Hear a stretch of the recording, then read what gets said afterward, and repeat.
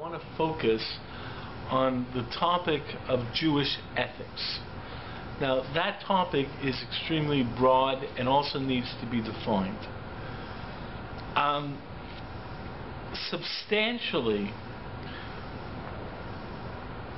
you can ask the question of what is Jewish ethics. And when you deal with ethics in general, they usually think in terms of universal concepts. Now, first of all, by the concept of ethics, I'm talking about interpersonal behavior. But I'm talking about matters in which human beings in general make certain types of decisions. In other words, those things which we think about in terms of what we consider to be proper behavior across the board. So we're talking about things like murder or theft or how you relate to others. And we're talking about what is ethical in general. So the question that exists when you present the idea of Jewish ethics is, what are Jewish ethics? Because ethics usually is a universal concept. We come up to a person, it's a universal person, it's an ethical person or non-ethical person. If you present the idea of Jewish ethics, are you presenting the idea that there's something unique about the Jewish perspective on ethics? That's going to be one of the underlying questions that we're going to be addressing. Now, in this regard, what you have to deal with is that usually when people talk ethics, and they talk about Jewish ethics, what they usually do is they take Jewish lines or Jewish concepts and they say, but they really are talking about universal ethics, and they put a Jewish tint to it by a certain term. So you'll have people involved in humanitarianism across the board. Organization A is out there doing humanitarianism, or Organization B is doing it. Organization C is doing it, and their language is Tikkun Olam. But the term Tikkun Olam just means that's the Jewish phrase for humanitarianism. And many ways that's what happens when people talk Jewish ethics. They say, what's the Jewish term for ethics? So they throw out terms like Shalom Bayis, or they throw out terms of V'ahavta l'reacha kamocha. But really what they're talking about are terms that are really universal terms. It's just this is the Jewish term for it.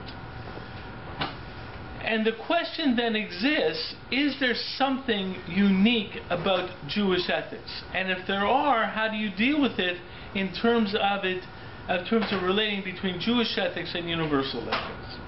Now, this becomes another significant issue, and I'll tell you why it's another significant issue, because it touches upon Jewish identity. When people talk about being Jewish, usually they talk around terms of Jewish behavior that's uniquely Jewish. So what you have is, if you want to be Jewish, you keep kosher. If you want to be Jewish, you keep Shabbos. If you want to be Jewish, you wear a kippah. Being honest, well, that's not uniquely Jewish. You know, helping a little old lady across the street, yeah, Jews do that, but that's not uniquely Jewish. The result of that is that topics of ethical nature sometimes take a back seat because they're no longer uniquely Jewish topics. They become topics that are universal. So when people want to discuss Judaism or Jewishness, they want to talk about things that make you stand out as a Jew. And that's something that is significant, but it's also something that has a consequence in the sense of ethical discussion does not become a priority within Jewish learning, because there is a concern that this learning loses a certain Jewish tom to it. Now, in addition to that, this doesn't mean people are necessarily less ethical, but what happens is that people already assume that they already have an ethical perspective. The fact is, and this is something where I want to go further into tonight, is the fact that one of the aspects of our own existence is we already have ethical conclusions. A person who's not religious, who decides to enter into a Kira program and starts to study Torah, the fact is that person already has ethical perspectives. He already has a perception that this is right and this is wrong. In a certain way, it's easier to teach kashrus or Shabbos, because they don't have an opinion about that. They have an opinion that they don't do it, but what defines kosher or Shabbos, they can ask questions, but the point is, if pork is what's not kosher, well, why isn't chicken not kosher? Well, that's the rules. Okay, it's not a problem. It's not a problem whatsoever, though. Those are the rules. But the fact is when it comes into ethical issues, people already have opinions. They already have their own perspective of what's right and wrong. And therefore, when they start learning Jewish sources on the topic, the learning goes through a different process. First of all, there's a certain bias in the learning. The point is that you already have an opinion of what's right and wrong, and you already have a perspective that will affect your study of what's right and wrong in ethical behavior. That's number one. Number two, the point is that there could be a possibility of tension. If the Torah says something you perceive to be not ethical, then it becomes something where you have an opinion. How could the Torah say this? Torah says an opinion that pork is not kosher. Okay, fine, pork's not kosher. Torah says the opinion that such and such is not a problem, or such and such is not theft. Then there's a question that exists. Well, that's still dishonest. So how could you do that? The issue that I throw in there would be slavery. Okay, so that's actually a very good issue. The point is, and that leads to one of the issues in terms of how we understand slavery. Now, there are people who basically say, well, if the Torah says slavery is okay, slavery must be ethical, and therefore we don't have to be concerned about the non-Jewish idea on slavery. That's not, and there are people ask that way. And what occurs with that is a lack of sensitivity of the ethical perspective. There is that concern, by the way. The fact is that once you introduce tension, what you see is a certain aspect where people are concerned about the tension. And there are situations where people will even attempt to say that any ethical instruction from a non-Torah source can be, should be, not considered, should not be considered. So there are people who say if the Torah says that slavery is okay, then any ethical perspective of slavery is not okay is problematic. They're just not ethical. The problem with that is what you do with your ethical perspective. The fact is that ethical perspective that we develop, our own sensitivities, does that have value? That's part of the question. Okay, the fact that I feel something is wrong, who cares? So that's your maybe that's your Yetzirah. That's who says that's relevant, and that's something we have to talk about. But the point is if you do see a conflict, so the point is how do you deal with it? And the fact is slavery actually is a very strong example of that, because what you have is different approaches in terms of dealing with that. And in those approaches, it opens up a whole other vista of understanding Torah perspective. One of the ideas with slavery is that slavery was permitted 2,000 years ago with the intent to try and instruct people away from slavery. So the original Jewish laws on slavery basically were intended to eventually weed the Jews away from slavery. Okay? Now that's based upon the Rambam's view of certain aspects of the Torah mitzvot being educational to eventually lead people away from it. That's the Rambam's example, is Korbanot. That the Rambam basically says Korbanot was an ascension to a problem at the time. You could not usher it totally, so therefore it was presented in such a way to eventually lead people away from Korbanot. Okay. However, the problem with that is that law then becomes problematic in terms of universal. Exactly with Korbanot. The Rambam's argument about Korbanot is challenged by many other Rishonim. The Ramban takes the Rambam's head off on this and say, how could you say that Korbanot, which is an essential aspect of Torah behavior, is only temporal, or was given in back to give into the perspective of the time, and eventually there's a value in moving away from Korbanot. By the way, there are certain shittas that hold that when Bias Mashiach from here of the Yemena with the coming of the Messiah, there are certain shitas that say that the only korbanot that will be bring are minchos, okay, which is the grain offerings. Okay, that's said in the name of the Raya Cook. It's said by other. I've told other Mekubalim say that as well. The fact is, the Rambam does not say it. The Rambam's viewpoint of a korban is presented in the Morah, but in the Yad HaChazakah, he is very emphatic with Bias and Mashiach. There will be korbanot, and that includes animal sacrifices. And many people say, how can we deal with that? Okay, but that's an aspect where one answer to that is your only problem with korbanot comes from your non-Jewish ethical perspective. It's not a Torah perspective, so who cares? But the Rambam says it's you wean off, but then he says that by Mashiach it's going to come back. Yeah, he basically, the Rambam's argument in the Morah, he says that korbanot were not the rules around korbanot were built around eventually weeding the way away from people from korbanot. That's why korbanot were only in one central place and so forth and so forth, limited to a certain population doing the korbanot and so forth. Right, but with the idea that ultimately the highest ideal in terms of relating to God is through tefillah. Okay? And eventually he basically says that the idea that we do tefillah is actually a certain movement. Obviously we don't have Beis Mikdash, but it's actually a certain ideal in the sense that we shouldn't bring korbanot. That seems to be his argument in the Morah. In the Yad, though, he says with Bias and Mashiach, we will have a return to korbanot, which seems to challenge his viewpoint in the Morah. But it's clearly other Rishonim disagree with the Ramban. But the fundamental issue is, we're now dealing with this because what's the issue? The issue is a sensitivity to animals and an ethical perspective on animals. Now, so what comes out of all this is that we develop certain ethical perspectives. So the point is when we develop ethical perspectives that seem contrary to halacha, what do we do with those ethical perspectives? In our world today, for example, we have certain issues in terms of women's rights. Okay?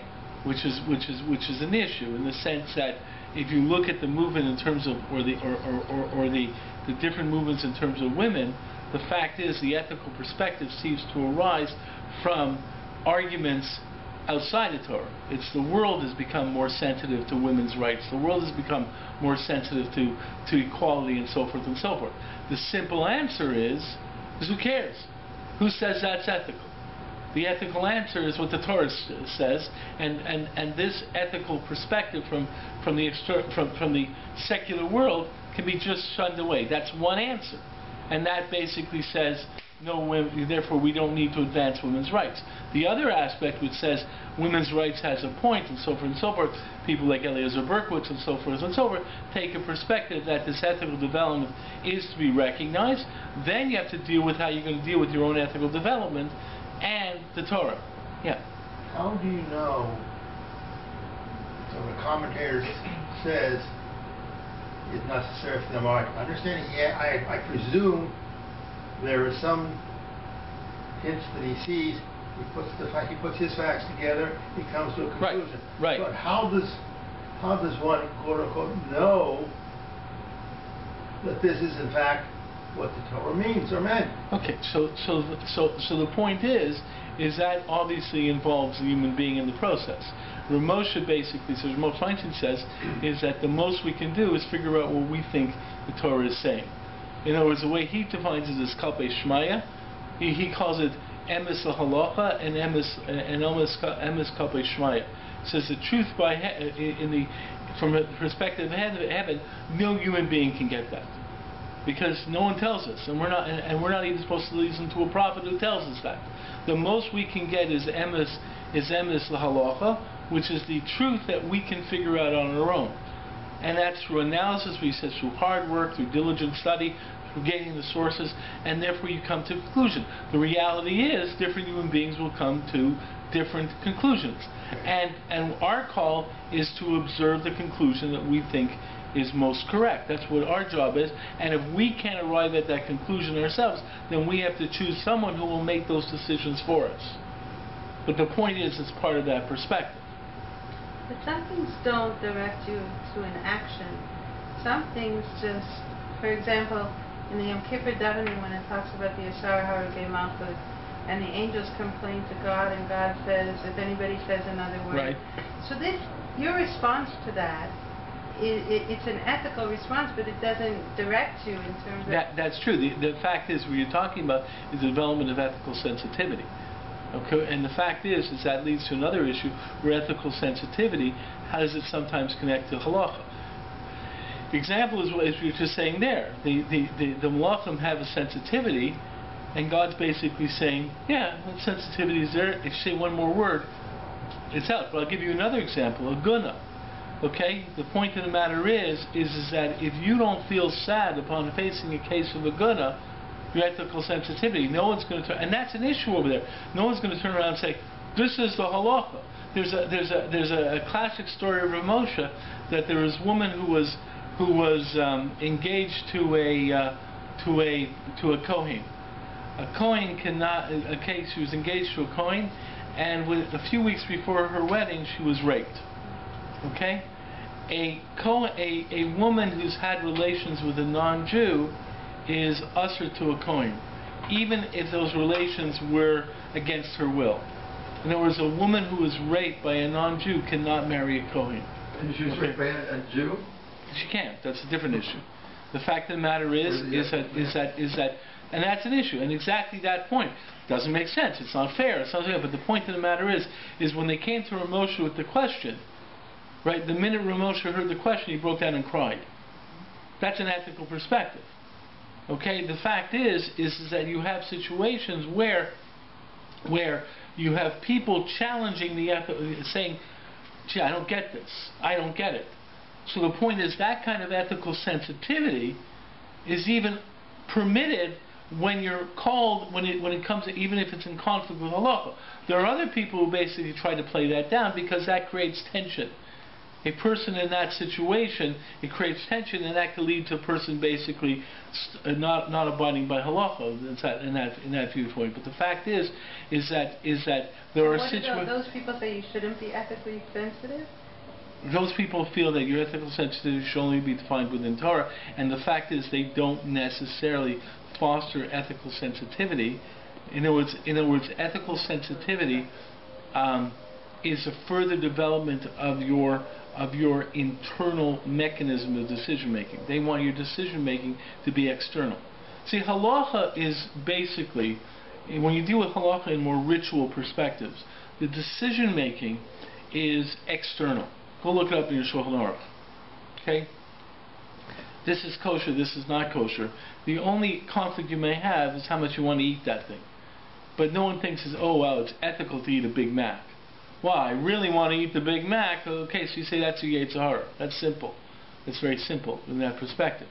When you're dealing with certain ethical perspectives, such as a guna, okay, and you're told that the law basically says that this woman cannot remarry and she's in a difficult situation, what occurs is that this could lead to people start saying, I have to challenge it.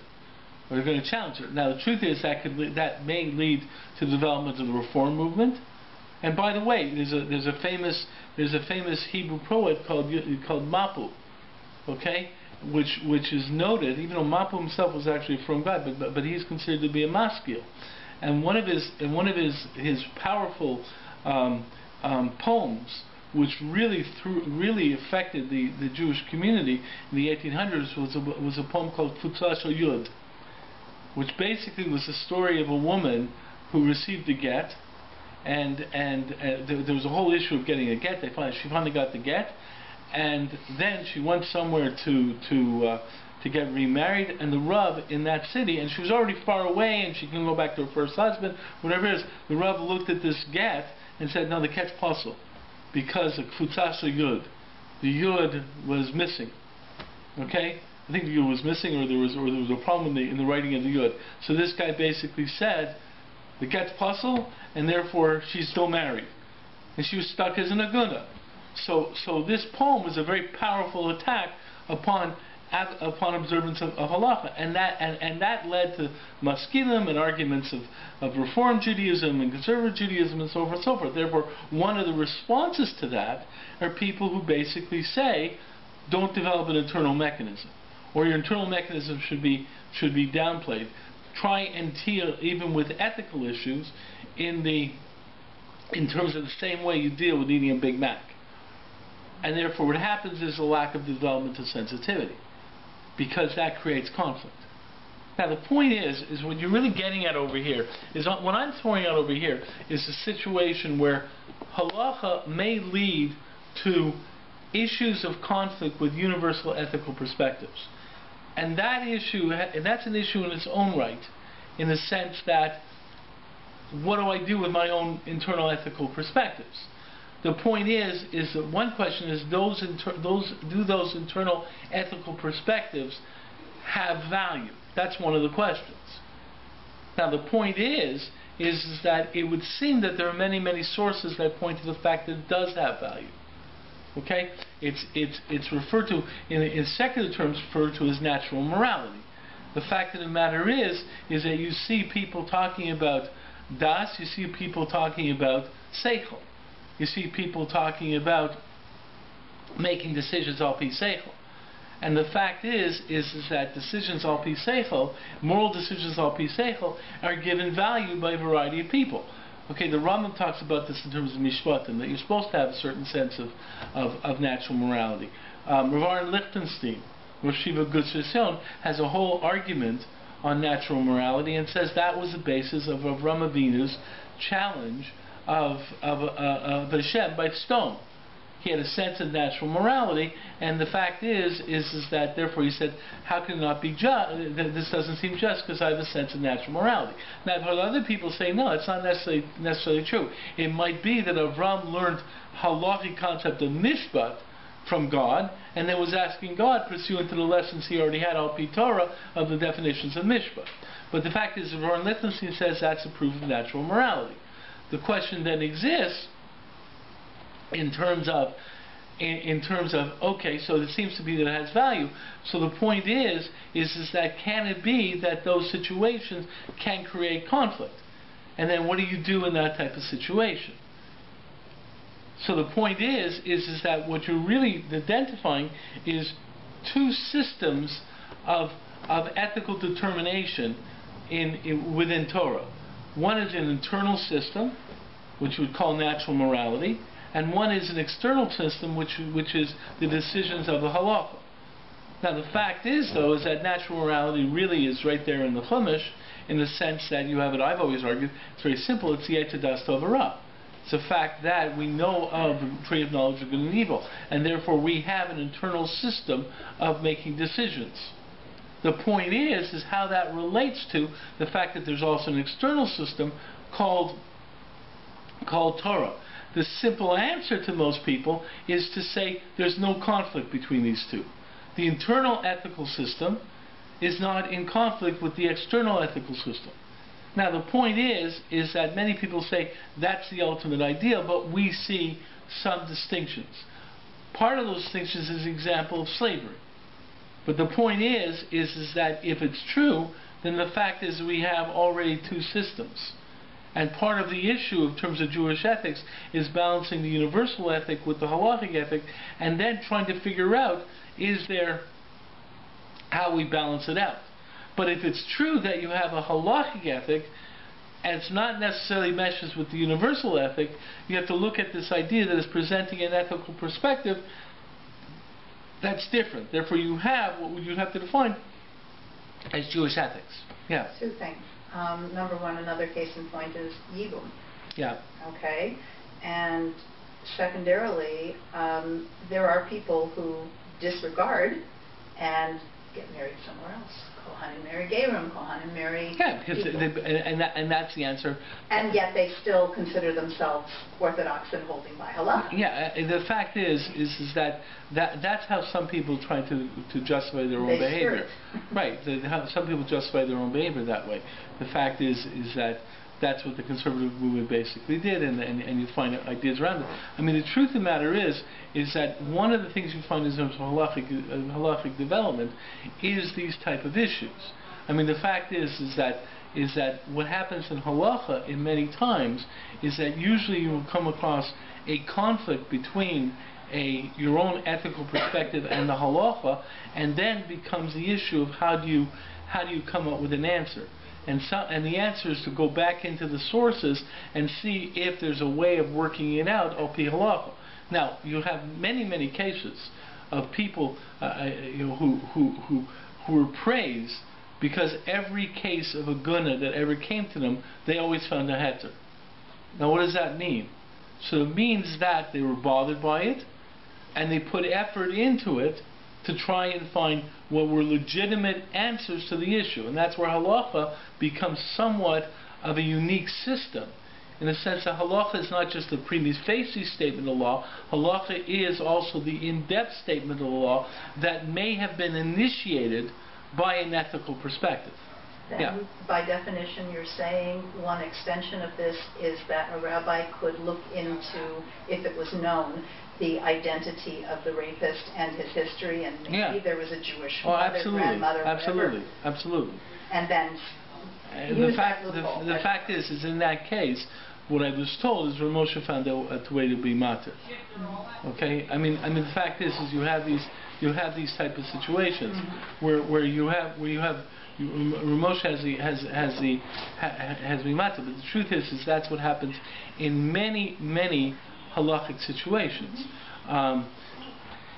where the great poskim, what you have is halacha, and it's not just, well, I want that Big Mac, therefore it's mutter, but the fact of the matter is the halachic, the prima facie halachic conclusion is something that is not looked upon, or something that we don't want to live with that, and let's try and see if we can find a heter. And that heter is not just a simple way around the law; it's a further investigation of the law, which yields that in the end, there's a perspective that the universal ethic that comes from the Eitz Das Tov Ra that we have internally should eventually mesh with the Torah. So the point is we have Torah conclusions. What we perceive to be Torah conclusions, we have the conclusions that we have from our own ethic. If there is a chasm between the two, it may be our lack of knowledge. Okay, so the point is that, and you have poskim basically say that when they can't work it out, lo zachiti. Like I've heard poskim say the word lo zachiti means I can't work it out. I am not zoche. I was not. It's a good word for zoche. What? Meritorious? Meritorious. I did not have the merit to figure this one out. But you have situations where everyone. Now that's a matter of working out properly or not properly, as distinction, say, from the argument people have, let's say, with the conservative movement, was the fact that the issue exists in terms of their arguments being what Orthodox felt weren't up to standards. But you have an interesting question now. For example, it's an interesting theoretical question. This is not me trying to advocate for this, but you've heard about this thing called the Shabbos app. Yes. Okay. So the Shabbos app is an app that you can put on your smartphone that lets you text, and not in violation of Shabbos. So the question that exists is how do you look upon it? Most people are against it. Okay. The question is from the people who did the app, what was their motivation? So some of them. So one argument seems to be, since people are texting anyways, let's figure a way to make the revera less. That's one argument. Other people say, no, maybe if there's a way to text okay on Shabbos, maybe that will enhance Shabbos. But what's interesting in this discussion is that Rav Heinemann's position on ovens was brought in. Rav Heinemann is the one who came up with the heter of the Shabbos oven. Now that all ovens are made, with Shabbos mode or Yantiv mode, what happened is some people. What do you mean? You're still pressing the buttons and so forth and so forth. So Rav Heinemann says if it's mutter, it's not connected to the spirit of Shabbos, and it's mutter. But the point is the problem was with this new electronic way of doing things, and you don't have dials. What are you going to be left with? You're going to not be left with not being able to cook on Shabbos. So Rav Heinemann went to great efforts to figure out a way to find a halachically mutter way of doing it. That's a movement. But that's already in certain halachic issues. But the fact is that's an example because we want to have hot food on Shabbos and so forth and so forth. But the interesting thing we have with ethics is that we're talking about the internal system. Now, so the point is that it's as you can see, it's a very, very broad issue. Okay, because what happens is you're really dealing with every human being already has ethical perspectives, where they've developed these ethical perspectives through studying of secular ethics or whatever, or where they developed ethical perspectives from their own feelings or whatever. Human beings have ethical perspectives. The point is that when you introduce a halachic conclusion to these ethical perspectives, or you introduce what is the Jewish ethical response, it's not necessarily in tandem. So that creates an issue in terms of how you deal with it. Now, one of the ways, or one of the things I want to deal with, is the fact that what usually happens is people usually try to avoid the conflict. And they usually try to say that the ethic they're feeling is the halachic ethic. Okay? So that's one thing that happens. Is that, and a lot of times they'll quote a Jewish line and say this is Judaism's ethical perspective. And the result is a lack of a thorough investigation of what the halachic ethic is. Like, for example, let's look at a concept of kibbud aim. Okay, honoring parents. Okay? So what exactly is the Jewish ethic of honoring parents? Okay? So the point, most likely people would just sit there and say, well, Father knows best, and all these things would define the halachic definition of honoring parents. That's about not sitting in this split chair. So what exactly is what exactly is the halachic command of honoring parents? Yeah. Is that you can't let them starve. Okay. There are some basic rules, okay, right, which you are not supposed to contravene. However, conversely, there are situations in which contravention is indeed possible for the sake of ethical perspective, we'll call it. Okay, but the fact is, what exactly is the original ethic of honoring parents? What exactly is halachic definition? Yeah. It says, right. So what exactly does that mean? Yeah. God. Fine. It means if your father follow God, you have to follow God. Where does that come from? Because you see, the Gentiles don't have this.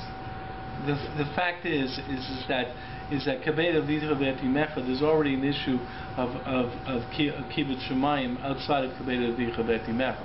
The fact is, if there's a conflict between honoring your parent and honoring God, the honor of God has priority over the honoring of parents. Okay, therefore, the argument is that if a parent tells you to do something contrary to halacha, you basically can say, you listen to the Rabbi or the Eved, you listen to the Rabbi, which means you have to listen to the master. The parent is also subject of God. However, kibbud aim itself is a matter of showing a certain type of respect to parents, but what exactly is that type of respect? So the point is that in certain ways it's ensuring they don't starve. It's taking care of their physical needs. Okay, that's really it. Where do you get it from? Because that's a halacha. Look up in Shulchan Aruch. No, the fact is, look up in the Gemara. And where did halacha get it from the Torah? From Torah Sheba'al Peh. The fact is that if you look at the Gemara in Kedushin, if you look through Shulchan Aruch, you'll see that kibbud aim is basically taking care of the physical needs of your parents. You know 7 law Noah? Yes. In 7 law it doesn't have kabeda. That's right. It does not have. Why is it? Because it's not one of the 7 Noahide laws. Why? I don't know. You will. Okay. So you see the same thing. To me, I've been explained that kabeda v'chademecha is one connected with Hashem, and they don't have the same connection. Okay, so the fact is, who is the prime example of kibbud aim in Torah literature? Who's the man who's the perfect example of kibbud aim? If you want to, who? Esav Harasha is considered to be the prime example of kibbud aim. Okay. The fact of the matter is, when the Gemara talks about a person who was a great example of kibbud aim, they talk about a non-Jew who didn't wake up his parent his father to sell the paraduma. The point of the matter is non-Jews were perfect examples of kibbud avayim. Esav was an example of that. Well, now the truth is, what? He gave him so much like a snapfish when he married the The point that's true also, but the fact of the matter is who you marry is not only kibbud avayim. No. The kibbud avayim. If your father says don't marry that person, you can basically say, what business of you who I married? Okay, so that's not kibbud avayim. That's an example of where kibbud avayim works.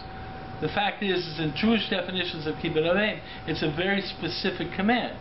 It's basically if a person says, I want you to become an accountant, if your father says, I want you to become an accountant, there's a way of saying, hey, I don't want to be an accountant, but it's really my life. Kibbud avayim basically is a din in their lives. You have the system in their lives. Now, there is a further aspect of it of honoring them. Esav used to leave his best clothes by his parents, so he'd get dressed up and go and go. How we come to conclusion Esav is not Jew? What? How we come to conclusion Esav is not a Jew?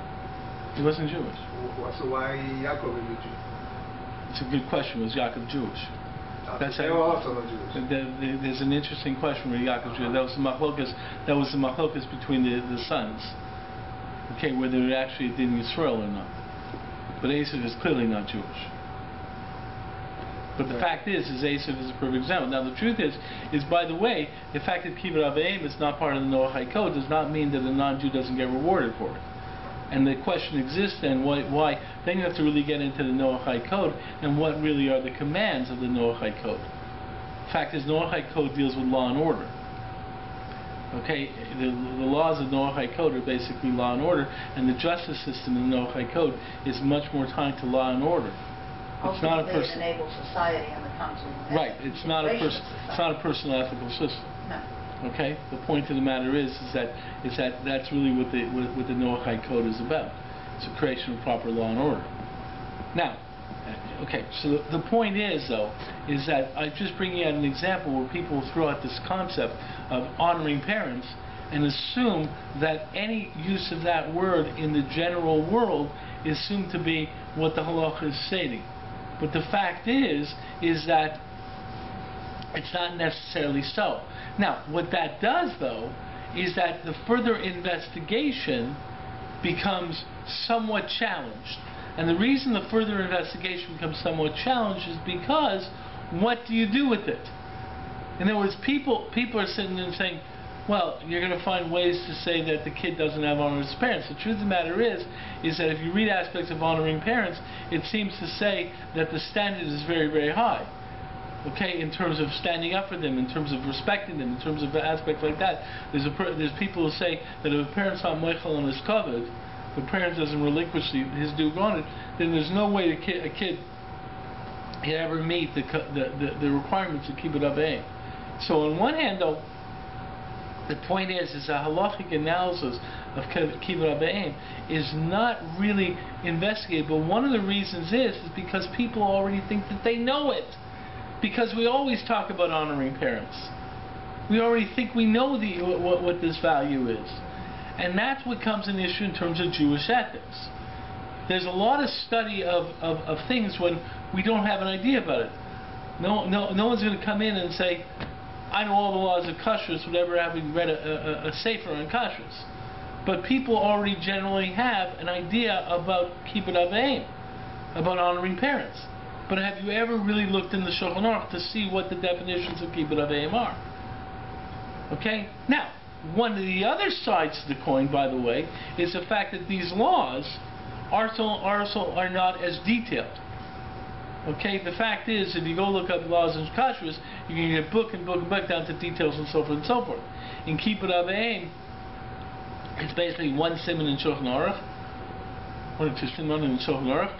And basically, because the truth is that in a certain way, when you're dealing with ethical issues, you also have to have a sense of sensitivity, okay? Because the circumstances are much more subjective. Okay, there was a rabbi here in in Toronto, Rabbi Sheldon Steinberg, who was the chaplain for JF and CS, and he said the name of Rav Yoshe Ber Soloveitchik. Rav Yoshe Ber said the reason you don't have as much detail in the interpersonal laws, when you look through Yoredea in terms of kibbud abeim, or in terms of stuck and so forth, is because there's a random factor. What's the random factor? The human being. So when you deal in terms of kavod, right, the point of the matter is that the person becomes a factor in that kavod. So if I say kavod means you have to stand, okay, and the person is basically saying, every time I walk into the room, you stand up, it's making me feel uncomfortable, please stop standing up. And the guy sits there and says, no, I have to stand because of honor. Well, wait a second, you're not honoring him anymore.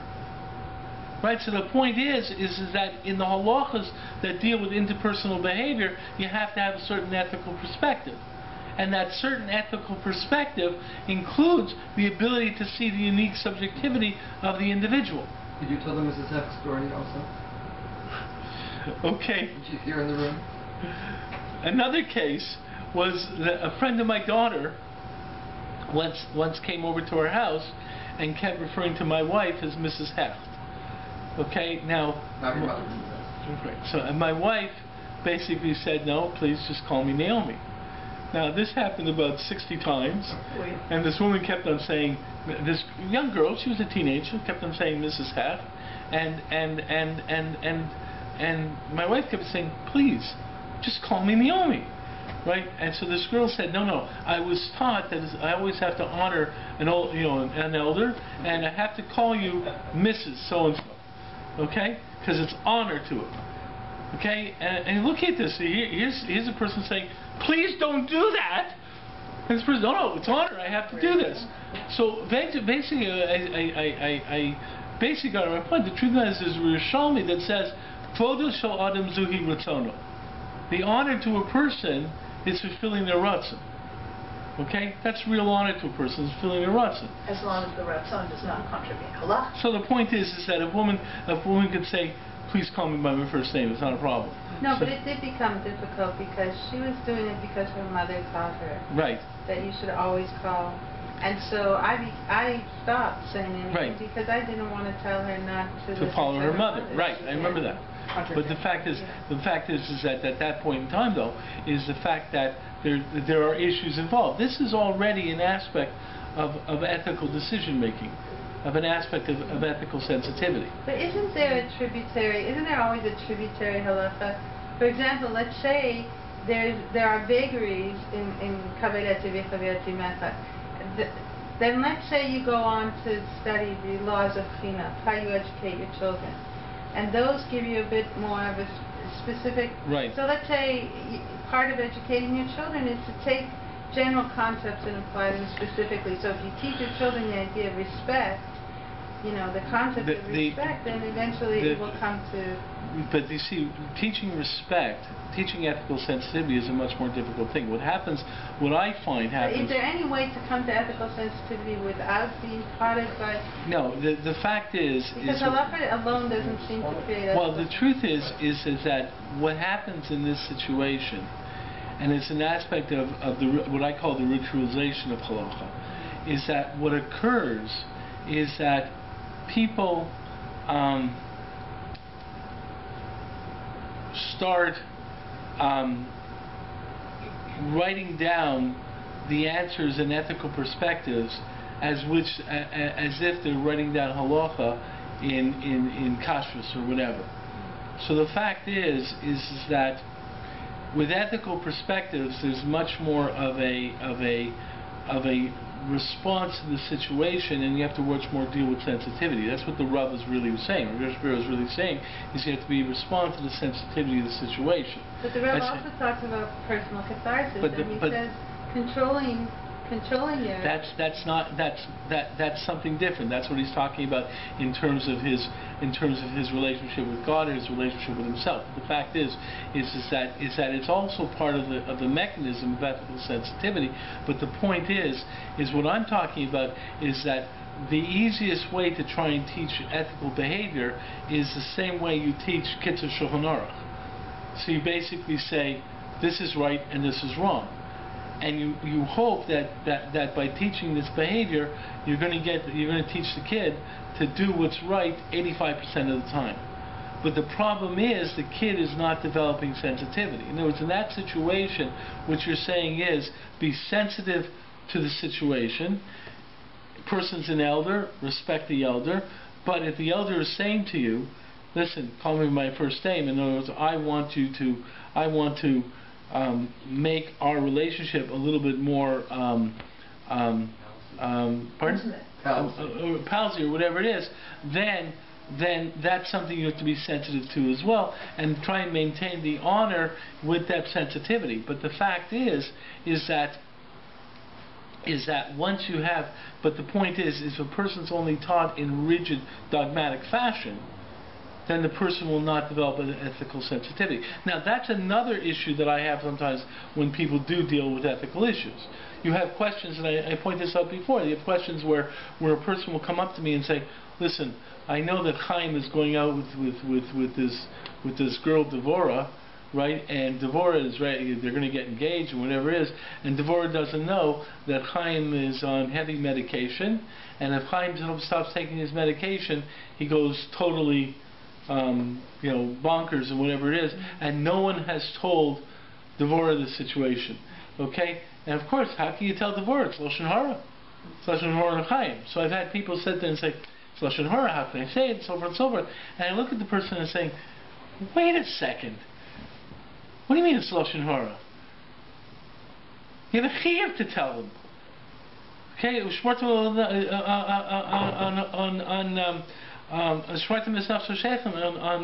On helping a person out, watching their lives. So the fact is, it's not even an issue anymore. You have to tell. So the fact is the person does not understand that type of balancing. The fact is that yeah, there's a concept of Lashon Hara, of not saying everything. There's also a concept that certain things have to be told. Now the point is, the reason that develops is because there's a perception that the best way to get across a lesson is to make it a dogmatic conclusion. The truth is in all halacha, the real halacha is the analysis of the concepts behind the law, but it really comes out in terms of ethics. Now, what I want to lead to is, from this whole discussion, you really see something interesting about Jewish ethics, and that's perhaps the unique aspect of Jewish ethics. What I've offered is that Jewish ethics has a dual yardstick approach to ethics.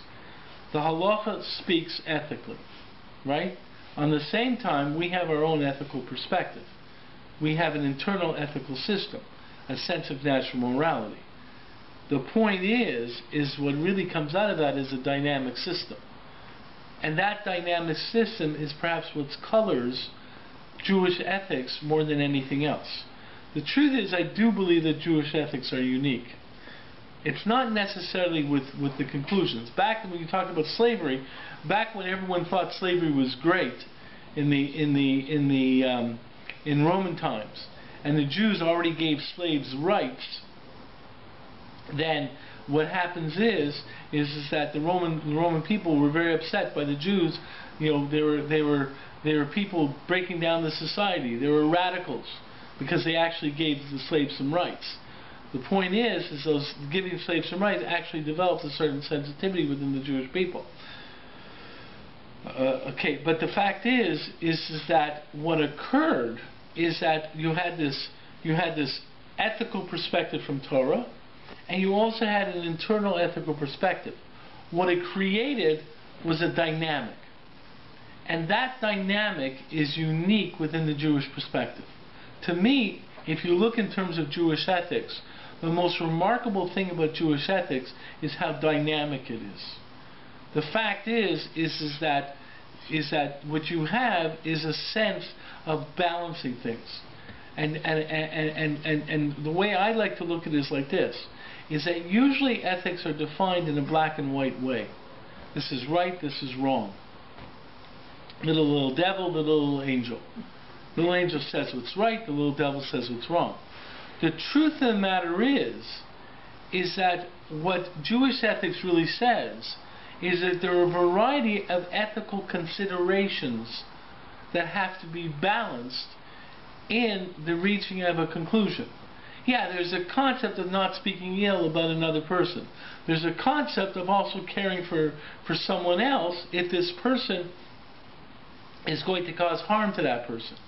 So how do you balance out these two concerns? That comes out from a halachic issue. It also is driven by the ethical perspective. I always find it's absolutely remarkable, the Aguna situation. The Aguna situation, there's an article by Rabbi Michael Broyd. He argues that every rabbi wants to get rid of Aguna situations. But one of the things that really happens with it is he basically says that if you just wipe away Aguna situations, then basically it breaks down the value of the marriage situation. So he basically says basically one of the reasons that people had issues with the more lenient ways of dealing with Aguna was the fact that the very foundation of the marriage unit, of the marriage contract, okay, was being challenged. In other words, it became very simple. You didn't like it, you get a divorce, and so forth and so forth, or you get your marriage being nullified, and so forth and so forth. Therefore, there's a lack of seriousness to the marriage situation. So what occurs is all these dynamics where people worked hard to try and figure out an ethical solution shows the balancing of both ethical considerations. Yeah. I have an extreme example of that. That a rabbi that I knew in the States said that when he and some of his friends felt that they were marrying a couple that were not going to get along, and they were afraid that the husband would not give a get, they actually damaged the ketubah or made it, damaged it in some way so that if it came to that, then they were never actually married. Yeah, the ketubah would not take away the fact of marriage. The fact of the matter is that it's a challenge. The truth is, I faced that challenge when I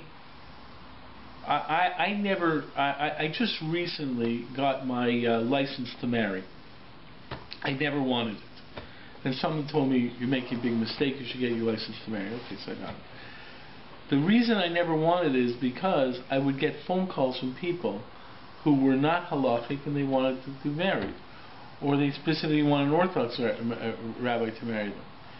And I always felt a little bit reluctant to marry people who were not bound to halacha, because of the possibility that if I married them, they'd be halachically married, and then if they decide not to get a get, or for some reason one of them doesn't want to go, you'll end up with a situation where you have possible mamzeros and so forth and so forth. Now there are other rabbis who disagree, who say, listen, there's a value in being married Orthodox.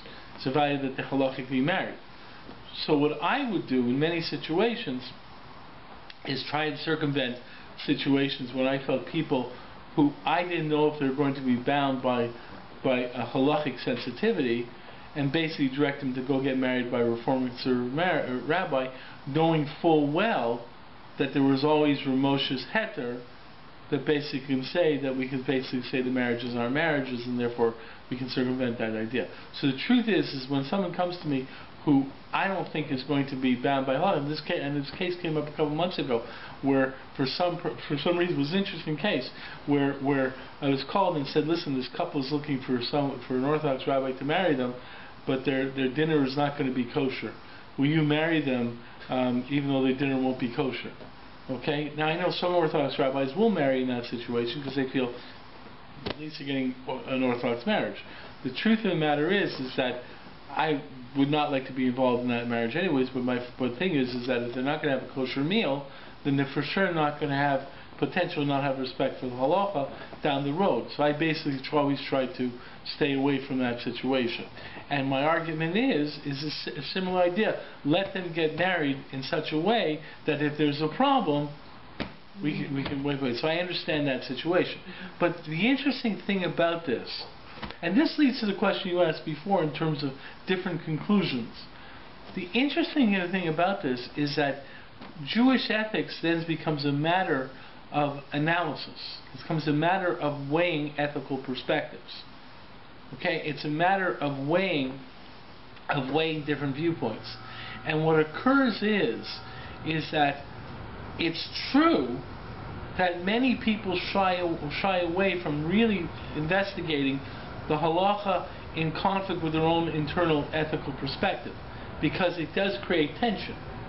And those tension situations like in Guna, everyone's always very, very tense because of it. But the fact is that those situations arise all the time, and what it really does is create a dynamic in terms of looking and really investigating a full understanding of the ethics. So, and people oftentimes shy away from that. They either assume, as I said before, they either assume that the universal will be in line with the halacha, or they basically downplay that, or they say that ethic isn't really an ethic, it's goy shenachas, or they do things of that nature. The fact of the matter is that it really becomes a matter of really balancing the tension. And the truth is, in an ethical perspective, from a Jewish ethical perspective, there's a lot of aspect of tension. By the way, the red light's still on here, right? Okay. And that's it. In ethics, Jewish ethics really brings out the tension of the situation.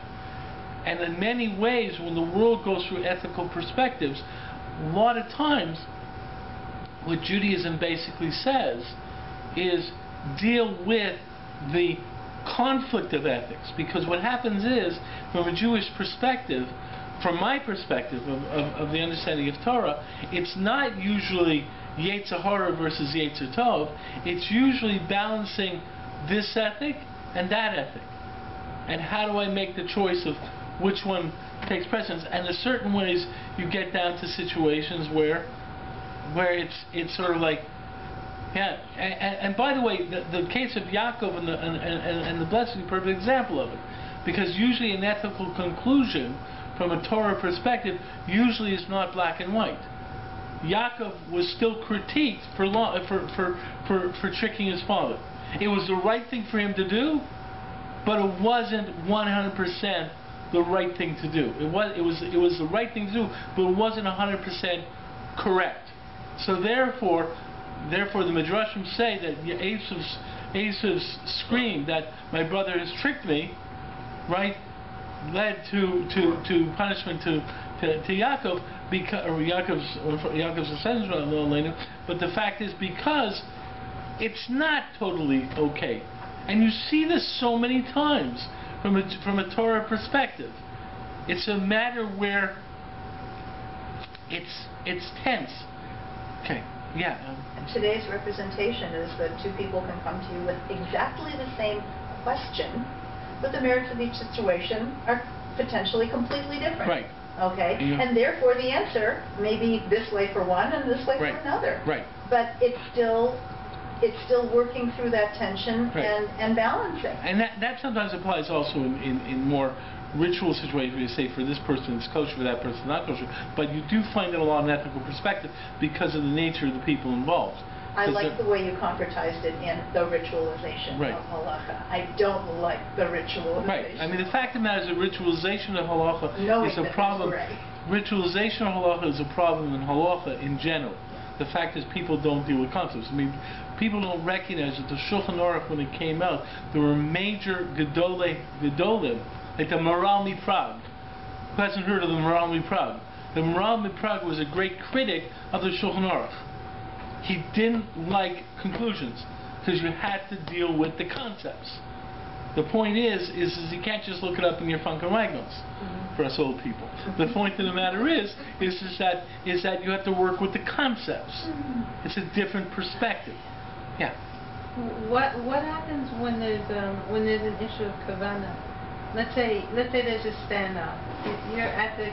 Let's take an example of when you have a guest in your house, and there are laws about how you treat a guest in your house. Right. And part of it has to be kavana, because it would, or Shabbos, anything that would necessitate not only that you go through the motions, but that you feel. I mean, I would think that if you're doing Bikur Cholim, if you're visiting the sick or you're having a guest in your house, it's not just going through the motions. What if you can't? What if you have a bad guest? What if you don't like the person who's sick? There's a Rebbe who asked the question. I'm in the. That's the following question. Avram Avinu collected many gerim. Many people accepted, or we'd have to say, as an income Jews, they accepted Noahide laws. They converted to Avram's religion. What happened to all these people? What happened?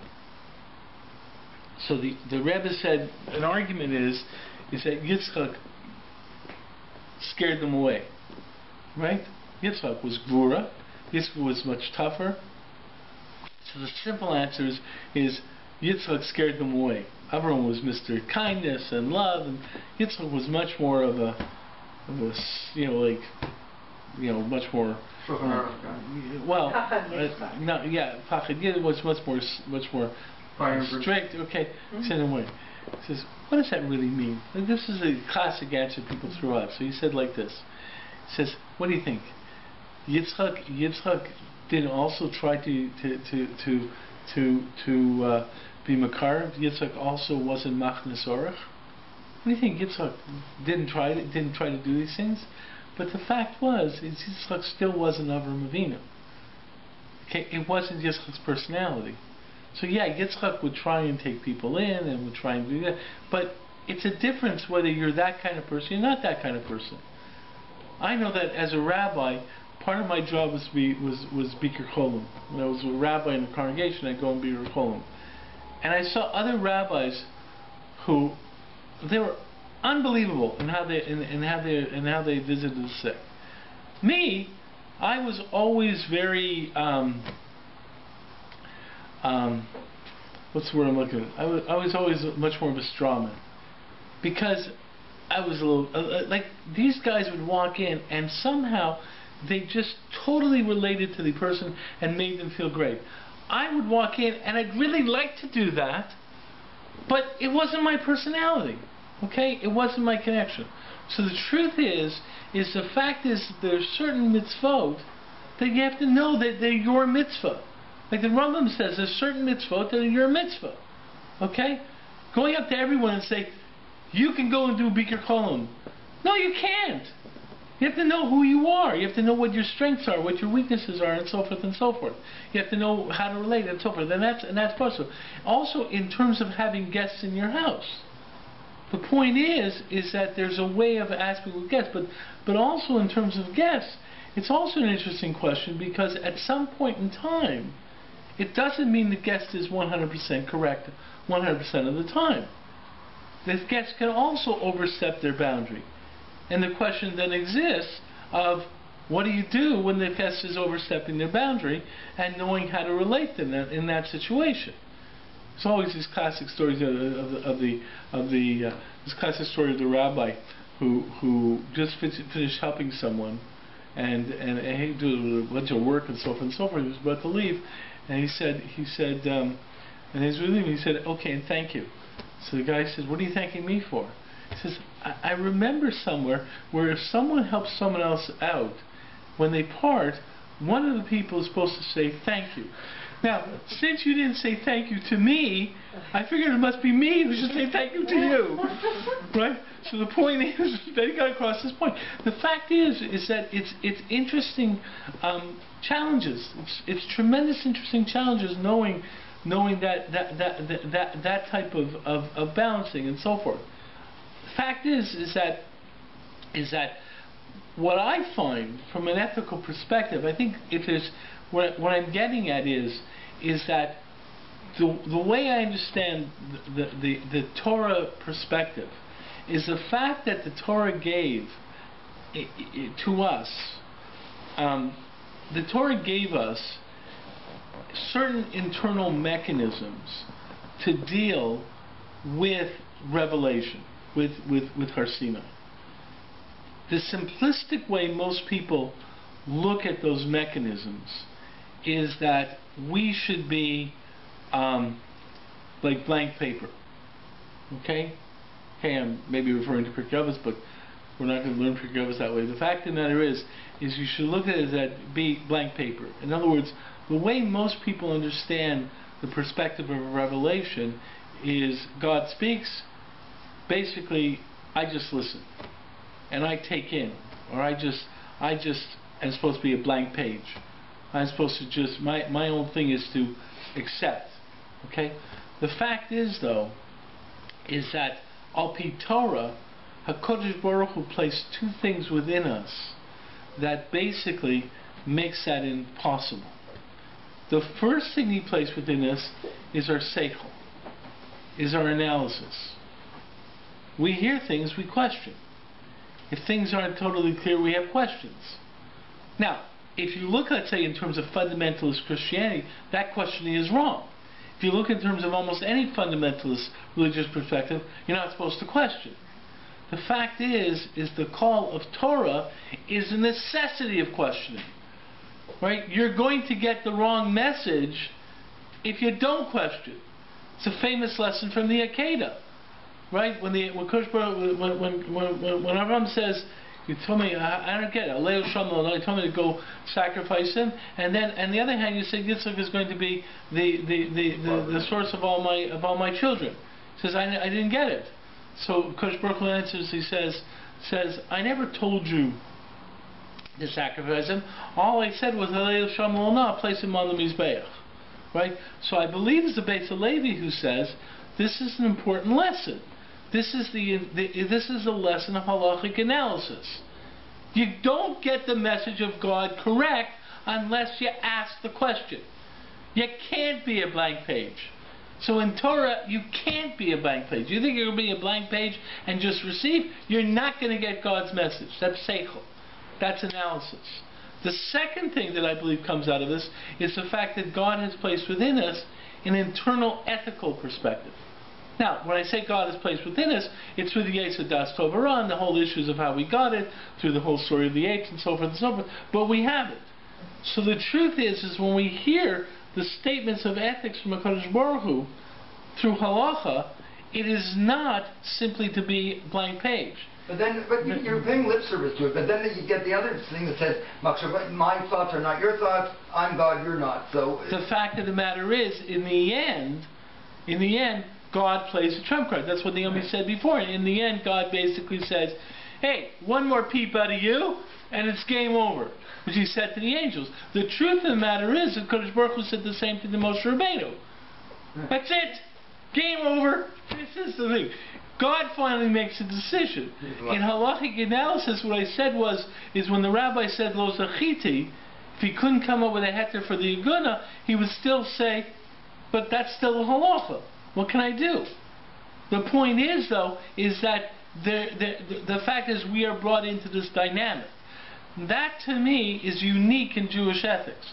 But to understand that, you have to understand the dynamics of Jewish ethics, which means you have to understand the breadth of Jewish ethics. And you have to understand that what Jewish ethics deals with is the fact that there are different ethical perspectives. So the truth is let me take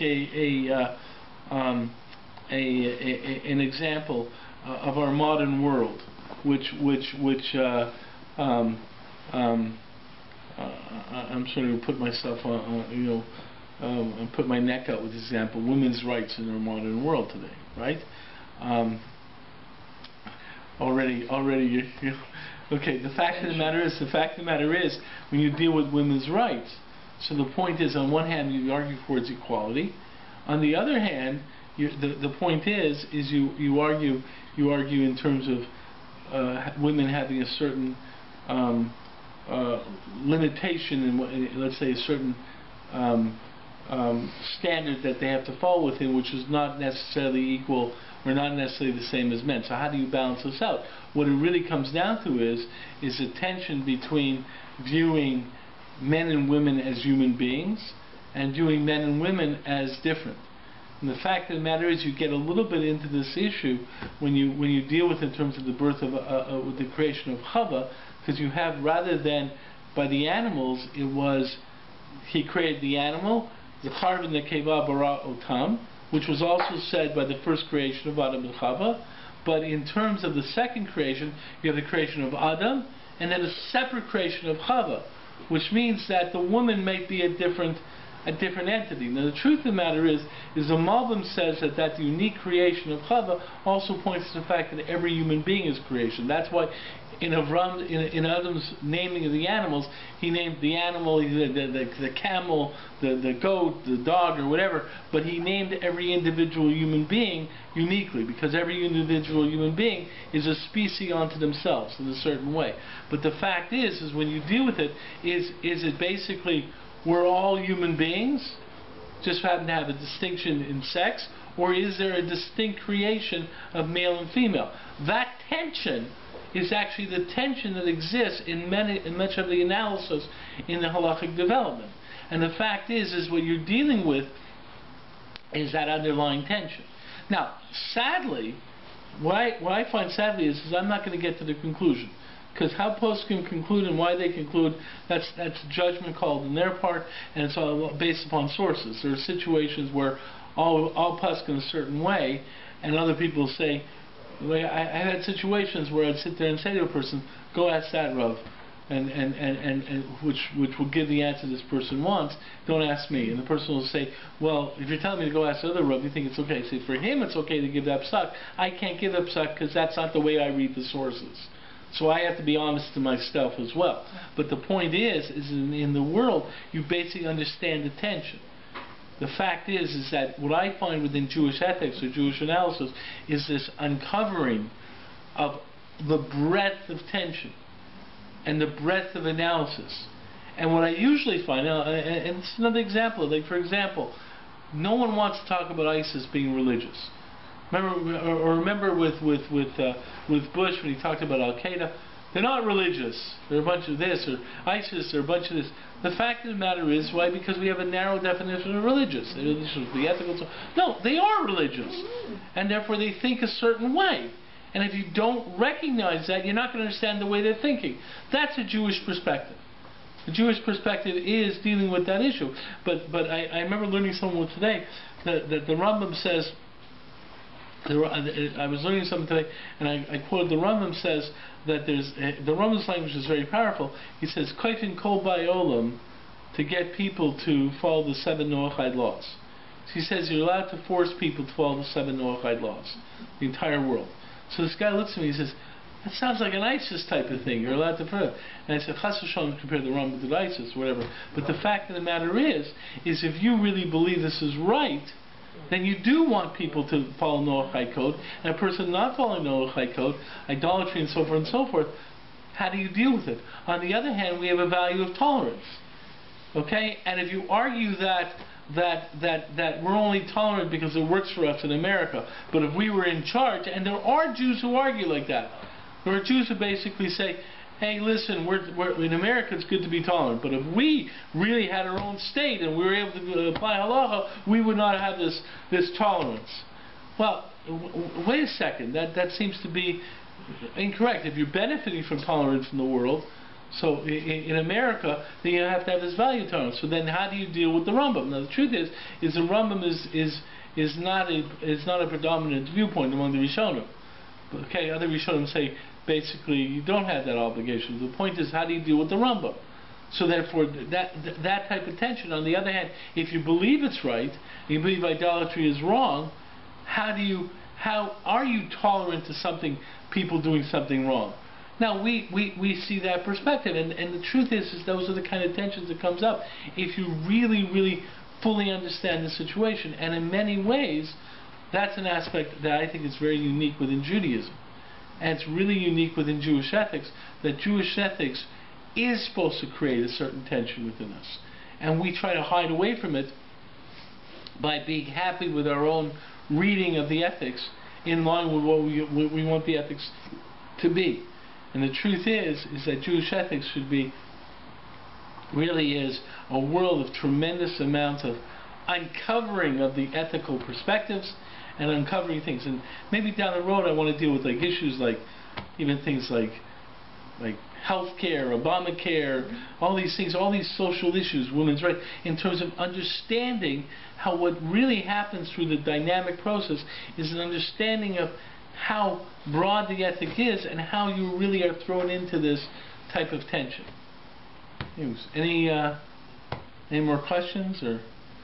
So if you were to take something like polygamy, Yeah. that was in the Jewish world and it was banned Right. from outside, forced outside the Jewish It's world. an interesting question of how it became banned. There are certain people who point to the fact that the Cherem Beinu Kerushin developed in Christian countries, and basically it was a perspective that he felt had to be observed given the way the Christians were monogamous. There's another, which means that he didn't necessarily say that this was the ideal. There's another aspect that's not like this. If you look in terms of the Gemara, basically you find that monogamy was the choice. It's very hard to find an example of a rabbi who had more than one wife at a time. Yeah, some of them remarried, but if you look in terms, even in terms of Chumash, Avraham only had one wife until he was sort of pushed into Hagar to marry Hagar. Yitzhak only had one wife. Yaakov only wanted one wife. Once he got stuck, he married. But the truth of the matter is, Moshe Rabbeinu only had one wife. Shlomo. By the way, the Malchus is a different situation. And that's where you get into Malchus not necessarily being an individual, but a corporate position. Okay, when you talk about being that a melech can't be moichel and miskovid, it's not because of a personal situation. It's because of the melech's status, where he loses his own individuality in certain ways. So the truth of the matter is the classic example of kings turning into polygamy is because this is a way of solidifying the country's relationships. Marry another woman, there's another treaty, and things like that. But the fact of the matter is that but there's still only a limit to 18, and that's the only time you find a limit. But the truth is there's arguments that polygamy, even though it was permitted, there was always a Jewish concept. So all that Rabbeinu Gershon did is say, listen, we're at a point where we can fall through in that Jewish concept. But the fact is, you see that tension, and then it gets into the issue when polygamy was accepted. It was an aspect of raising the kids and so forth. I mean, and there were other aspects to it as well. Yeah. I just want to make sure I understand something that you said. So, did you say that everyone has a personal morality, but not everyone has an ethical sensitivity? And if you dialogue between your personal morality and halacha, that will create the ethical sensitivity. I think everyone. It's interesting. I think you'd say that people have a personal morality and what they perceive to be an ethical sensitivity.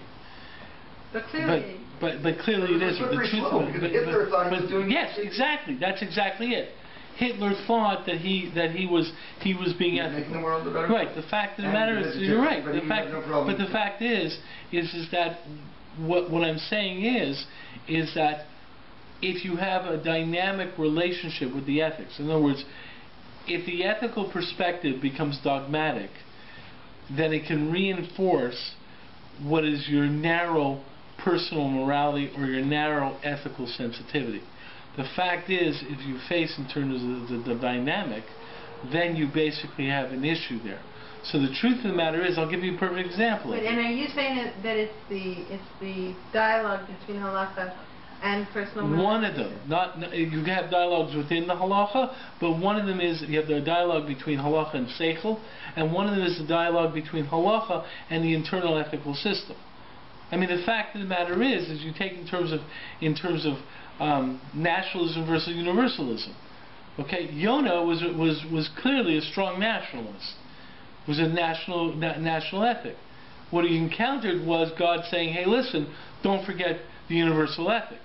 Now, in the end, okay, Yonah's concern happened to be a very real concern, because the fact that Nineveh did tshuva eventually meant that Ashur would eventually be strong, would eventually get to a point where they were able to conquer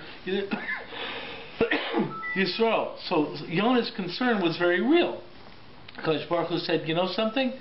There's not just a national ethic of concern for Klal Yisrael. It's very interesting because I heard, and this is not meant as a critique, but it was something that I thought. I thought there was Rahman al-Islam. We had this tragic event in Eretz Yisrael where this young baby was killed in a terrorist attack. So I heard the grandfather say something to the extent that this is teach us to be more considerate, and so forth, and should bring, and the way it came across is we should be considerate of our fellow Jews. And I said, you know something, I wish, I don't know, this is the way it came across on the radio. I said, I would have liked to say, because I would have hoped he said consider the fellow Jews and our fellow human beings, in the sense that in a certain way there's an idea of Avos Yisrael. There's also an idea of a certain caring for all humanity. Sometimes we're in situations where we're concerned about Klal Yisrael, we lose the fact that we are supposed to also have a concern for humanity. Now the truth of the matter is, in Gaza, that was the issue. There was a concern for Klal Yisrael, but there was also a concern for humanity. But that concern for humanity had certain limitations, because there was also a nationalistic concern for Klal Yisrael, and that was a balance over there, which, by the way, most of the world didn't recognize, because on an ethical perspective, and this is a Christian concept, is that usually the national concern for nationalism is not really perceived to be a Christian value. Because Christians speak in terms of universal concern, and that was their attack on Klal Yisrael, because they said that Jews have a nationalistic value. That statement, the famous statement, "Give unto Caesar what is Caesar, and to God what is God," is really an attack on nationalism. It said that nationalism is not really a divine ethic. The truth is that Judaism argues, no, nationalism is a divine ethic. That there is a concept of an ethic in nationalism and an ethic in universalism, but that the significance of that nationalist ethic is not just in terms of Klal Yisrael. How do we refer to mankind? During Sukkot, how do we refer to mankind? As we talk about mankind, what's the term we use? About Klal Yisrael's concern for mankind and Sukkot and bringing those korbanos. What's the concern? How many korbanos do we bring? 70 keneged the Shiva Amamim. So it shows that Judaism considers nationalism to have an ethical value, which is very, very different than the universal value of humanity that's built within Christianity. The point of the matter is that Judaism is actually has a dynamic aspect to it. So this is an aspect of our own investigation, opening up the vistas of ethics. Beth, you had a question? Oh, it just made me think. I have not studied this yet, but I just took a look at the materials to study for the ethical exam to register as a psychologist in Ontario. Yeah. So there's a hierarchy of things that you take into consideration with any ethical situation. Mm-hmm. So, for example, the top is what's best for your client. Mm-hmm. And I'm probably maybe saying this out of order because I didn't study it fully, but the next is what's best for other people who are involved, like maybe family members right. that the client spoke about. Right. What's best for society? What's mm-hmm. best for the right. field of psychology? Yeah. I mean, so it's a hierarchy of yes. needs in that specific field. And what you do is arrive at a conclusion in that regard. What then happens when you then confront halacha, and you have this in terms of psychiatrists having this issue in terms of halacha, is that usually what you have is then the halacha may give a different prioritization, right. and then it has a conflict, and then what occurs is the whole thing becomes much more dynamic. Yeah. See, what happens is that ethical perspectives, the person who doesn't take in, and this is perhaps the idea of it, is that you have to recognize that it might be your first concern is your client, your next concern is that, but the fact is you have to recognize that when your first concern is the client, that might mean that the second being is going to be hurt. Right. So the conclusion is not going to be this black and white conclusion in that issue. And that's the kind of thing that happens in halacha when you work with a dynamic system. Now, halacha then has its conclusion, says this is the conclusion, but then you have halachic analysis, such as the guna situation, where you further investigate to say, wait a second, in this situation, for this and this reason, this should be the priority. Yeah. What I like to say, do you know the board game Stratego? Mm-hmm. Mm-hmm. Right? You guys know the Stratego? Yeah. Okay, what's the most powerful piece in Stratego? The marshal, right? The marshal goes right. Except for who can kill the marshal? The spy. The spy can get killed by everyone else, right? So I always point out the fact is that a lot of times making halachic analysis is Sphinxer Stiegel. Because sometimes what occurs is that this little spy trumps everything else. Like, okay, and the fact of the matter is that really, obviously, don't take this as gospel. What I'm trying to say is that halacha has remarkable things. There's an interesting thing I just read in Parshas Noach, for example.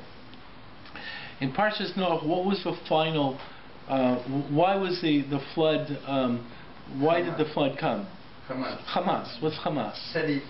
What? Noticeable Theft. So the Torah Tamima asks another question. Torah Tamima says, wait a second. What were they involved in? Kishchit kol basar et darkar al haaretz. What does that pasuk understood to mean? Is that basically they were involved in bestiality and any type of sexual practice, right? Sleep with anything or anyone, right? Now, bestiality is a form of arias. Sleeping with everyone else is a form of arias. They're involved in the fact of the matter is, and this is an interesting aspect of this, and I don't want to comment on this, but the truth of the matter is, what they say by the flood is that not only were they involved in homosexuality, but they were involved in same-sex marriages, which is a classic rabbinic statement against same-sex marriages, which raises issues because people now argue same-sex marriages may be more moral than just, whatever was existing for. I don't want to get into that issue right now, but the statement in the Midrashim say they were involved in same-sex marriages, and that was also something that basically was a challenge in the world. But the point is there's bestiality and stuff like that. So the Torah to me asks a simple question. So they were involved in things that were worse. Avodah Zarah and Gilui Arayos, right? Avodah Zarah and Gilui Arayos are Yeher Val Yavor. They're much worse errors. And for that's not the Yeher Val Yavor. They were punished because of theft. Says, what does that mean? So he says, but the truth of the matter is theft led to a lack of peace between people. Once they started getting involved in theft, even though they were involved in all these other things which were problematic, there was still peace between the people. There was certain shalom between the people. Theft created tension between the people. Once the theft happened and created tension between the people, that basically destroyed the society. And once the society was destroyed, they got punished for all their other sins as well. The point of the matter is that in certain ways, you don't. When the pickup says, there's certain things that seem to be small that don't take up so small. Certain things that seem to be major. The point of the matter is that you have to look at the full implications of everything. And there's different yardsticks you have to use. So, Beth, but the argument you're saying is that ethical analysis is basically understanding that there's hierarchies and making a thing. What halacha then does is show the true analysis in terms of that balancing. But the first level is don't think it's a little devil and a little angel. To understand that if you're going to decide to be concerned about someone else in the family and not your client, there's a reason for that. You're obviously concerned about that and so forth. It may still be ethically incorrect pursuant to that system, but it's not black and white. Yeah. How anti-Semitism affect ethic of Jews? It's a good question. What was the question? How does anti-Semitism affect the ethicals of Jews? The fact of the matter is that like we've been persecuted, we always look like we are always wrong, or whatever we do is not right. When we bomb Gaza, we prefer that our soldiers will die and not to hurt too many people. You touched it. So somewhere we've been forced not to our real values.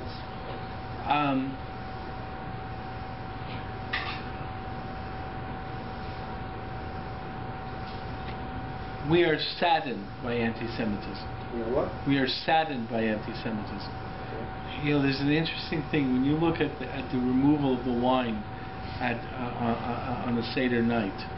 Here you are, people who are Rishayim. The people who died by Kriyas Yam Suf, they got exactly what they deserved, right? Okay, the pasuk says Hashem Ish Milchama Hashem Shemo. So Rashi says Hashem Shemo. Every person who died by Kriyas Yam Suf got exactly what they deserved. Okay, perfect Mida Keneged Mida. Yet we still let out the wine. The fact of the matter is there's sadness when we see a person suffering even though they did evil. The truth is that when you raise that issue about anti-Semitism, the point is that in a certain way we're saddened by anti-Semitism. We would like the solution to be that everyone does tshuva. That really would be our ideal solution. Okay? The fact is that I point this out when the people say that B'nai Haman study Torah in B'nai Brak. It's not just the fact that B'nai Haman study Torah in B'nai Brak. It's the fact that that really is the ideal. Okay, I have an interesting vort by Mechias Amalek to that extent.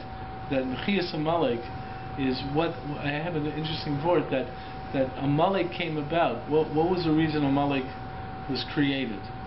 So the Medrash informs us that Timnah, the mother of Amalek, wanted to convert.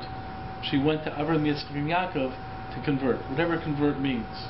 Okay, to become a member of this tribe. And Avram, Yitzchak, and Yaakov rejected them.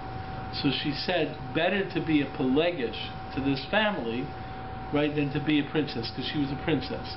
She became a Pelegish to Eliphaz, because she wanted to be around this family. So HaKadosh Baruch Hu basically said, because you didn't accept Timnah as a ger, you're going to get punished by the fact that you rejected Timnah. Something people don't recognize. That we all talk about Gerim and so forth and so forth.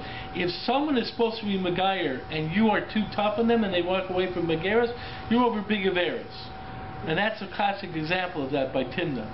That Avram, Yitzchak, and Yaakov, how they were bested and so forth is another problem. Okay, the truth of the matter is how Avram, Yitzchak, and Yaakov was the best. But the Medrash informs us that Timnah, that the fact that we rejected Timnah was a punishment, was that Amalek came about. So I have an interesting vort. I said, so maybe the best way, so I have a whole thing, can you fulfill the mitzvah of Mechias Amalek, of destroying me by Amalek, by being Megayer them? Okay? Because the fact of the matter is Mechias Amalek is destroying their shame. Now the truth is, the Rambam says that a person from Amalek who follows the 7 Noachide laws, as long as they follow the 7 Noachide laws, they lose the shame of Amalek. So he says you can make shalom with Amalek and they follow the 7 Noachide laws, then you don't have to kill them.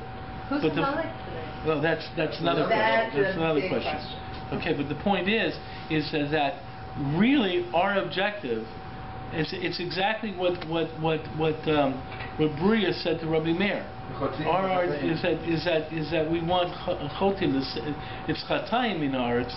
We talk about chayim in our arts, the syndrome, but not the chotim. So the truth is, we really want this idea. So the truth is anti-Semitism is sad to us. It's sad to us because it bothers us. It's sad to us because it is improper. We are bothered by anti-Semitism. Now, is there any other solution? Mostly a person won't make tshuva. A person won't do tshuva. The fact of the matter is, assuming that Osama bin Laden is going to do tshuva, it was too wild a thing. So maybe the only way of dealing with such a Russia is by taking him out.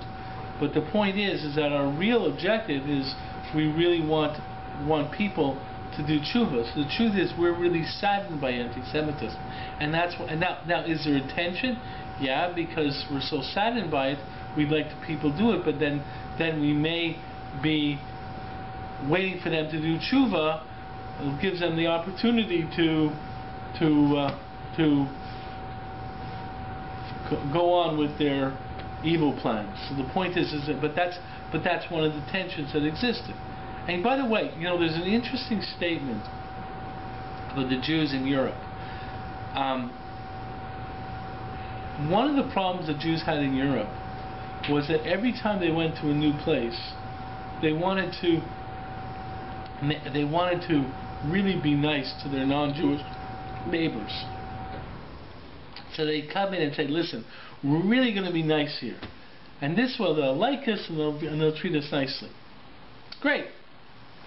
We got kicked out of that other place. We had real tourists over there. They really hate us. Let's go here and just treat them nicely. So you had a situation where, you had a Jewish neighbor to a non-Jewish woman. The non-Jewish woman was having a kid. The Jewish neighbor was a midwife. She came in, she took care of everything, she helped out with the kid, and so forth and so forth. And what you expect is that this non-Jewish neighbor says, wow, these Jews are really nice people. That's great. Okay, so this is what Jews tried to do. And what happened? So there's one major Jewish historian who says that was a problem. So what happened is the non-Jewish neighbor, right, would sit there and say, gee, these Jews are really nice people, you know. Mrs. Goldberg, what a great woman, she helped me out in this time of need, and so forth and so forth. Then she'd go to the church and hear how the Jews killed Yoshka. And she'd go up to her priest and say, I didn't stand it.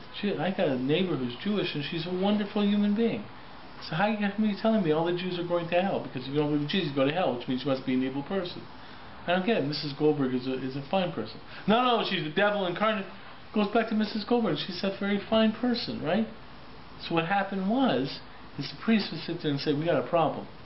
These Jews are acting so nicely to non-Jews that these non-Jewish neighbors are beginning to question the whole religion. So the priest would go to the bishop and say, we've got a problem. These Jews are acting real nice, and we get the Mrs. Smiths coming to ask us, you know, what's wrong with the Jews? They're so nice and challenging the whole faith. So the bishop says, go see the archbishop. The archbishop goes to the cardinal, and they come and we've got to do something about these Jews. The answer was, let's do a pogrom. Let's persecute them. And what happened was the Jews came to countries. This is an argument from Jewish historians. Jews came to countries and tried to be nice to the non-Jewish residents, and the church was so concerned about Jews being nice that just increased the persecution. They made it worse for the Jews. And the Jews would just be, hey, we're just trying to be nice. And it basically worked against them. So these are the tensions we feel with. And the fact is anti-Semitism obviously is a concern, but the truth is our real objective is Yitam Chataim in our, so basically, hopefully, there'll be. Now, the truth is, it seems to be a machlokas in terms of Bias Mashiach. In the Rambam's view of Bias Mashiach is the entire world will eventually see the correctness of the Kodesh Baruch Hu. And therefore, the Rambam's view is very positive that the whole world eventually will see the correctness of Kodesh Baruch Hu. There's another view about Bias Mashiach that basically with Bias Mashiach, basically the Mashiach will take care of all the non-Jewish Rishayim. That's another issue. Yeah. Thank you. Thank you. Tonight's shir was L'Zecher Nishmas Moshe Tzvi ben Matisyahu, was in memory of Morris Broder. Fortunately, Harley, our host, his father recently passed away. Harley's down in Shoshim. So we learned the schus of his father, and it was sponsored by Corinne and her son Grant. Okay, so I wanted to make sure, I'm sorry I didn't say that from the beginning, but I want to make sure that we all know that we learned the schus of Moshe Tzvi ben Matisyahu. There should be a